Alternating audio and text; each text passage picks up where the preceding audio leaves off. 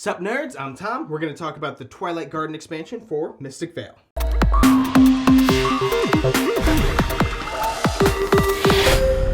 The first thing you might notice about this expansion is how big the box is. Compared to the other three, this is a lot bigger. Except for the Conclave box, obviously. But this expansion, one of the cool, new things, one of the selling points, is that it is basically kind of like a second base game. You still need the base game, you still need the player cards and the fertile soils and stuff, but it has enough cards, both the advancements and the Vale cards, so that you can play it as its own. You don't have to mix it in with the base game, basically. You could just, as I did here, you can just lay out the advancements in the Vales and just play with this expansion, and there's enough here to have a full game of that. The other really big thing that this expansion adds, and really the theme with this expansion, again, since you can play it all by itself, that it makes sense that they added a mechanic just for this expansion. I haven't seen it in previous expansions, and I actually haven't seen it in following expansions, and that is the curse tokens. So these are negative point tokens, and there's negative point tokens, so there's cards that will make you pull these. Just like in regular Mystic Vale, when the symbol is on the left of the card, you take the actual token, and when the symbol is on the right, that's the amount of points the card is worth at the end of the game. So some of these cards actually have the red points, and they're negative. So you'll buy a card that is a really good card, but it's negative points. Like this one I just happened to pull up here, Gossamer Brood. So this little spider guy, but he's one, you get 1 point and you have a Vale symbol, but he's negative 2 points at the end of the game. But also he's a level 1, so you can buy this guy early and hopefully play him enough times to where that negative 2 isn't a big deal. Those negative point symbols are also on the Vale cards, and it's not just on the Vale. So this Vale is negative 2 points. So you will spend what you need to get it. You have the ability, but then at the end of the game, it's negative 2 points. Some of them are a little bit weirder. Like this one has positive 3 point symbol and a negative 1 point symbol, and people kept saying, why is it printed that way? Why didn't it just say positive 2? Like that, there's got to be some kind of something. And I said, well, I think maybe there's something that'll negate the negative points on those cards so that it will be positive 3 at the end of the game. I don't know. And I haven't seen anything yet where it negates, but I do see where it triggers off of them. Kind of like those helmet symbols that are on the cards. Here's an example. Flame Geysers.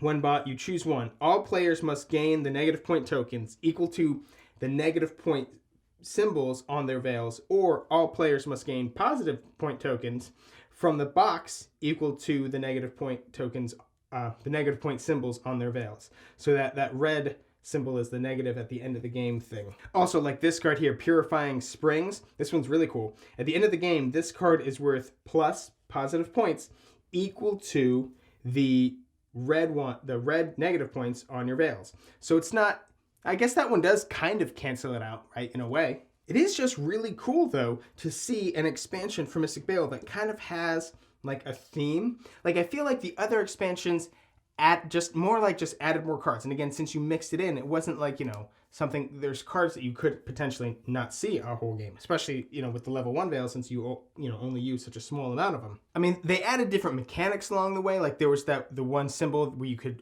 sleeve another card over this advancement. There's the leaders that they added, which this expansion does come with some, and they're really cool. There was the different tokens. I think maybe that was in Mana Storm. Now instead of just the spoil token thing, now you have new ones. And actually none of those are in this one. So if you wanted to play with those, you can still use those from the other expansions. Again, there's nothing wrong with mixing other expansions in with this one. Well, with one exception being, and this was a main complaint I said when I was talking about the Conclave box too, is that there's really no symbol on any of these cards that let you know that this is the Twilight Garden expansion. I'm pretty certain in the rulebook here they have all the cards listed out, probably. Yeah, it looks like, they have a whole card list. So you could look it up where it's supposed to go, but it's not really easy to just separate things out if you mix them together. Now, again, granted, this one is supposed to say, hey, just, play it all on its own, but okay, maybe I do want to mix some other cards into here, and I don't know, it's just not super easy to separate it out. But that's a complaint I've had for a while with this game. One other cool new thing that this expansion adds is there are these double cards that take up a middle and a bottom, or a middle and a top. And it is kind of important to know. I feel like if I'm playing this with the new players, I would say, hey, just so you know, this expansion has these in them. So don't, not saying don't, but be a bit more reluctant to purchase just a middle for a card. You know, you've got a blank card. Ooh, this one's good, and I'll throw this, boom, throw this middle right here. Well, you are kind of locking yourself out of these other big cards. Granted, they're level 3s, and I think there's only just these 3. But they are really powerful and really cool.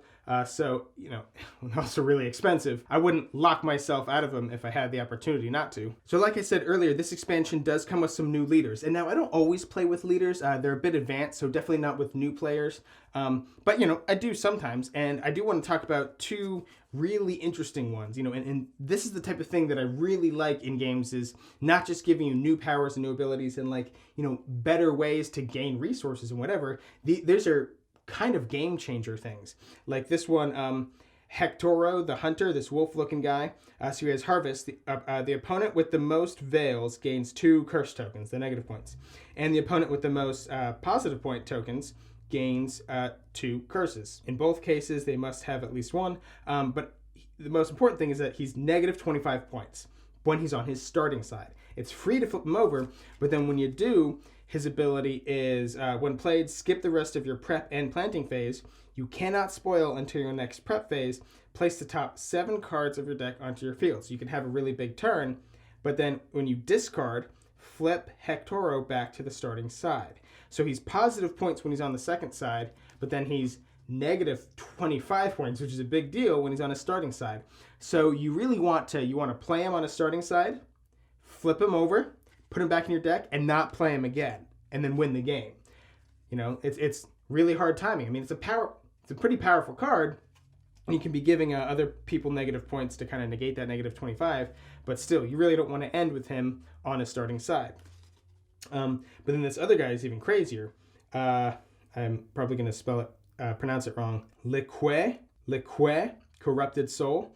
So on his starting side, in the harvest phase, if you have 20 or more cards in your field, all other players lose the game. That's awesome. I love that stuff.